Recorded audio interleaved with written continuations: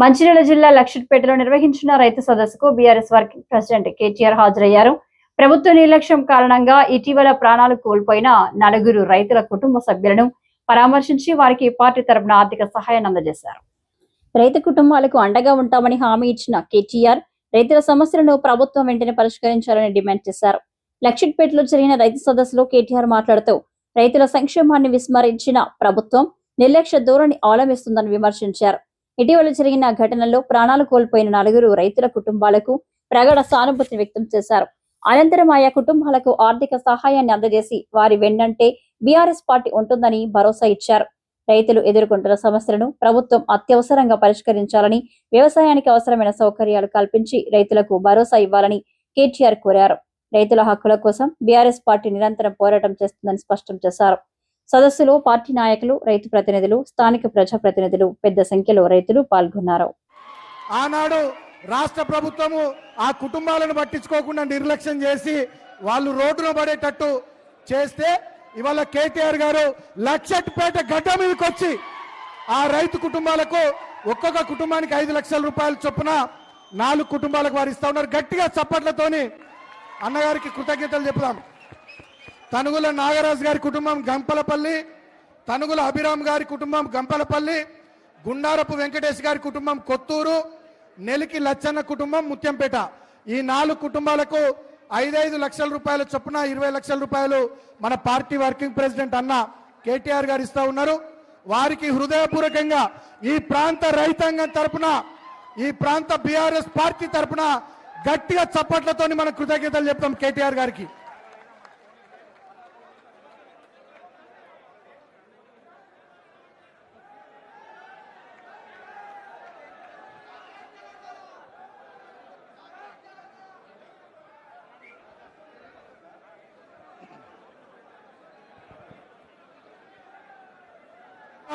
తెలంగాణలో రాక్షస రాజ్యాన్ని నడుపుతున్న రేవంత్ రెడ్డి కన్నెపల్లి పంపులు ఆను చేయకుండా, కాళేశ్వరంలో నీళ్లు ఎత్తిపోయకుండా రాష్ట్ర రైతాంగాన్ని తిప్పల పాలు చేస్తూ ఇక్కట్లు పెడుతుంటే, వడ్లు కొనకుండా, విత్తనాలు ఇవ్వకుండా, యూరియా ఇవ్వకుండా, నీళ్లు ఇవ్వకుండా, కరెంట్ ఇవ్వకుండా రాష్ట్ర రైతాంగాన్ని ఇబ్బంది పెడతా ఉంటే, ఇవాళ మన కేసీఆర్ గారి నాయకత్వంలో మన పార్టీ వర్కింగ్ ప్రెసిడెంట్ కేటీఆర్ అన్న నిర్లక్ష్యం వల్ల తెచ్చిన ధాన్యాన్ని 30 రోజులు 60 రోజులు కొనేటోడు దిక్కులేడు, సంచులిచ్చేటోడు దిక్కులేడు.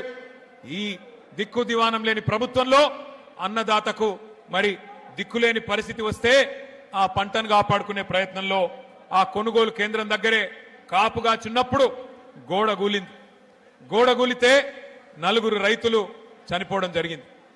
4 రైతులు చనిపోతే ప్రధాన ప్రతిపక్ష నాయకులు, ప్రధాన ప్రతిపక్ష పార్టీకి సంబంధించిన బీఆర్ఎస్ పార్టీకి సంబంధించిన నాయకత్వం, మాజీ ఎమ్మెల్యే మా దివాకర్ రావు గారు, మా జీవన్ రెడ్డి గారు, మాజీ మంత్రి గారు 8 గంటలు ధర్నా చేసినా దున్నపోతు మీద వానబడ్డట్టు ప్రభుత్వం నుంచి స్పందన రాలే.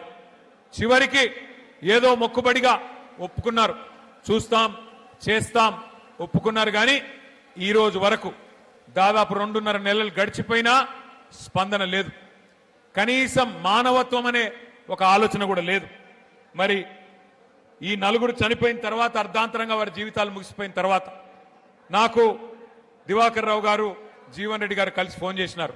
అన్నా మరి పార్టీ తరఫున మనమన్నా ఏమన్నా చెప్పాలి, ఎందుకంటే రైతులు ఈ రకంగా ఇబ్బందులు పడతా ఉన్నారు, వారికి అండగా నిలబడాలన్నారు. ఆ రోజు మేము వరంగల్లో ఉన్నాం, రైతు సదస్సు, అక్కడ రైతు సంగ్రామ సదస్సు నిర్వహిస్తా ఉన్నాం. అదే రోజు ఈ బాధాకరమైన సంఘటన జరిగింది. వెంటనే ప్రకటించినాం, కేసీఆర్ గారిని అడిగితే మంచిర్యాల జిల్లాలో జరిగిన ఈ విషాదానికి పార్టీ తరఫున తప్పకుండా మనం అండగా నిలబడదాం, ఒక్కొక్క రైతుకు 5 లక్షల రూపాయలు వెంటనే ప్రకటించండి అని చెప్పి కేసీఆర్ గారు చెప్పినారు. చెబితే ఇవాళ శోకసంద్రంలో ఉన్న రైతు కుటుంబాలకు నేను అడిగిన, ప్రభుత్వం నుంచి ఏమన్నా వచ్చిందా అమ్మా అని అడిగిన. బాధ ఎక్కడ అనిపిస్తుంది అంటే 2.5 నెలలు అయిపోయింది. మంచిర్యాలలో ఉన్నది కాంగ్రెస్ ఎమ్మెల్యే, జరిగింది రాష్ట్రంలో ఉన్నది కాంగ్రెస్ ప్రభుత్వం, జరిగింది ఒక విషాదం. ఇప్పుడే రాజకీయ పరమైన హడావుడి లేదు, ఆర్భాటం లేదు, ఏ ఎన్నిక లేదు. కానీ ప్రభుత్వం నుంచి స్పందన లేదు. 4 మాట్లాడుతుంటే ఒక్కొక్కరిది ఒక్కో రకమైన బాధ. వాళ్ళందరూ చెప్పింది ఒకటే మాట. కాకపోతే వాళ్ళ 4 రైతులు చచ్చిపోతే ఒక్క రైతుకు మాత్రమే 5 లక్షలు వచ్చింది ప్రభుత్వం నుంచి. అది కూడా ఎక్కడిది ఆ 5 లక్షలు? కేసీఆర్ గారు పెట్టిన రైతు బీమా నుంచి మాత్రమే 5 లక్షలు ఇచ్చినారు. కానీ మిగతా ముగ్గురికి 5 లక్షలు కాదు కదా, 5,000 కాదు కదా, 5 పైసలు కూడా ప్రభుత్వం నుంచి సహాయం అందలేదు.